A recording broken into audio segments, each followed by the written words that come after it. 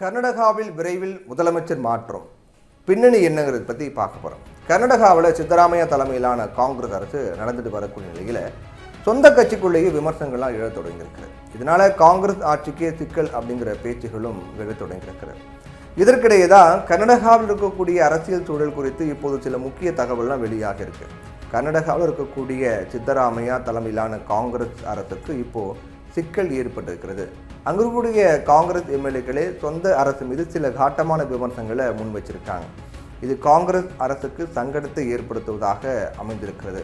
இப்போது நிலைமையை சமாளிக்கும் முயற்சியில் காங்கிரஸ் இறங்கியிருக்காங்க. அதோட தலைமையில் மாற்றம் வரலாம் அப்படின்னும் சித்தராமையாவுக்கு பதிலாக டிகே சிவக்குமாருக்கு முதலமைச்சர் பதவி கொடுக்கப்படலாம் அப்படின்லாம் சொல்லப்பட்டு வந்தது. இதற்கிடையே தான் கர்நாடக முதலமைச்சர் சித்தராமையாவும் துணை முதலமைச்சர் டிகே சிவக்குமாரும் நாங்கள் ஒற்றுமையாக தான் இருக்கோம் அப்படிங்கிறது காட்டுறதுக்கான வகையில் ஒரு நிகழ்ச்சியில் பங்கேற்றிருக்காங்க. அந்த ஃபோட்டோலாம் வெளியாகிருக்கு.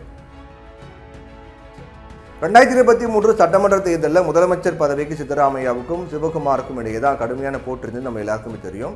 அதுக்கு பிறகு சித்தராமையாவுக்கு முதலமைச்சர் பதவியும் டிகே சிவகுமாருக்கு துணை முதல்வர் பதவியும் வழங்கப்பட்டது. ரெண்டு தலைவர்களும் அதன் பிறகு அமைதியானாலும் கூட ரெண்டு பேருடைய ஆதரவாளர்களும் ஒருவரை ஒருவர் விமர்சித்துட்டு வந்தாங்க. இந்த சூழ்நிலையில் தான் மைசூரில் நடந்த ஒரு பொது நிகழ்ச்சியில் சித்தராமையாவும் சிவகுமாரும் ஒன்றாக பங்கேற்றாங்க. முதலமைச்சர் சித்தராமையா துணை முதல்வர் சிவகுமாருடைய கையை பிடித்து உயர்த்தி காட்டினார். முதல்வர் சித்தராமையா இதை பற்றி பேசும்போது, எங்களுடைய அரசு 5 வருடங்கள் நிலைத்து நிற்கும், மாற்று கருத்து கிடையாது, உறுதியாக இருப்போம், நாங்கள் ஒன்றாக வருவோம் அப்படின்னு சொன்னார். அப்போது டிகே சிவகுமாரும் அதை நாங்கள் ஏற்றுக்கிறோம் அப்படிங்கிற மாதிரி ஆமோதிப்பது போல தலையசைத்தார். மூத்த காங்கிரஸ் தலைவரான ஆர்வி தேஷ்பாண்டே இதே போன்ற கருத்தையும் தெரிவித்தார். 5 ஆண்டுகள் முழுமையாக சித்தராமையா தான் கர்நாடகாவின் முதலமைச்சராக இருப்பார் அப்படின்னு தேஷ்பாண்டே தெரிவித்தார்.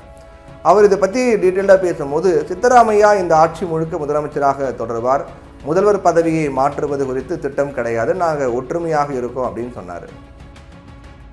முதலமைச்சருடைய மகனும் சட்டமன்ற உறுப்பினருமான யாதினேந்திர சித்தராமையாவும் தன்னுடைய தந்தைக்கும் முதலமைச்சராகக்கூடிய சித்தராமையாவுக்கு ஆதரவாக தெரிவித்திருக்கார். 5 ஆண்டுகள் முழுமையாக சித்தராமையா முதலமைச்சராக இருப்பார் அப்படின்னு சொல்லியிருக்காரு. கர்நாடகாவில் ஊழல் அவரது நிர்வாகம் முடங்கிவிட்டது, கர்நாடகாவில் ஊழலால் நிர்வாகம் முடங்கியிருக்கு அப்படிங்கிற மாதிரி எதிர்கட்சி எம்எல்ஏக்கள்லாம் விமர்சித்து வருவதை நம்ம பார்க்குறோம். ஆனால் அந்த கட்சி எம்எல்ஏக்களே விமர்சித்திருக்காங்க, ஊழல் அப்படிங்கிறத பற்றிலாம் பேசியிருக்காங்க. இதையடுத்து நிலைமையை சமாளிக்க டெல்லி தலைமை பொதுச் செயலாளர் ரந்தீப் சுர்ஜேவாலாவை பெங்களூருக்கு அனுப்பிய பிறகு அங்கே ஆலோசனை கூட்டங்கள்லாம் நடத்தி அதிகாரிகளோடு பேசி தொடர்பாக கட்சியினுடைய முக்கிய தலைவர்களோடு பேசி சமாதானப்படுத்தக்கூடிய முயற்சியில் தீவிரமாக இறங்கியிருக்காங்க. அவர் சில முக்கிய தலைவர்களையும் சந்தித்து தனிப்பட்ட முறையிலையும் ஆலோசித்து இது முடிவுக்கு கொண்டு வரதுக்கான முயற்சி போயிட்டுருக்கு.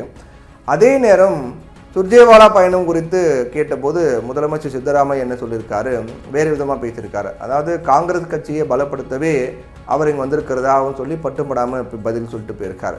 இதோட காங்கிரஸ் அரசை பலவீனப்படுத்த பாஜக முயற்சிக்கிறாங்க, ஆனால் அது நடக்காது அப்படின்னும் முதலமைச்சர் சித்தராமையா கர்நாடகா சிஎம் சொல்லியிருக்காரு.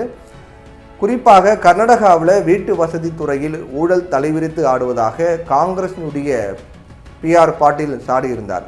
கர்நாடக அரசு நிர்வாகம் சீர்குலைந்து விட்டதாக காங்கிரஸ் எம்எல்ஏ ராஜு கேத் சொல்லியிருந்தார்.